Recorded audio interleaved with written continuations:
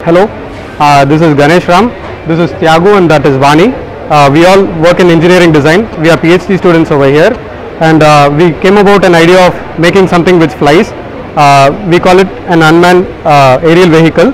So this is what we have built till now. We initially started with building our own frames and broke a lot of stuffs. This was our initial design, though there is nothing on top of it, but this was our initial design. We are willing to have it in our hand. Then this was our second prototype. Then we moved on to a proper flying equipment like this. This is called a quadrotor. It can be used for aerial photography, for traffic monitoring and all other applications. It can also be used by farmers to monitor their crops. And this has 4 rotors, that is why we call it quadrotor. These 2 blades are clockwise blades and these are anti-clockwise blades. These are used to cancel the moments. So the basic terminologies are like this. This operation we call it roll, and this we call it pitch, and this is called yawing. So these are the degrees of freedom this has. Apart from that, we also have heave, raising up and coming down. So this is what we have in that. We control all these degrees of freedom with our remote.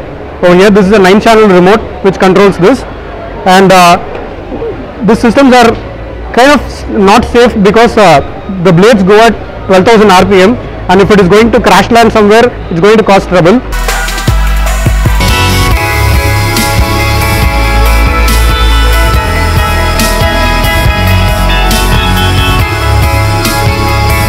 Redundant propellers on it. So this is called an exocopter. It has 6 motors and 6 propellers. So even if a propeller blade fails or something hits on it, it will be able to land properly. We can do emergency landing properly on this without crashing. So that is the motivation of building this one. This is called an exocopter. This is on plus mode. So this is our forward. The blue light which you see is our forward. This is our back. So here the roll and pitch is like this. This is roll, and this is pitch, and this is yaw, and this is heave. So if you notice, if we roll, we also get X motion. So our roll and X are coupled. So this is how we navigate. We reduce the speed of this guy, this propeller, we increase the speed of this propeller. So it becomes like this and proceeds forward.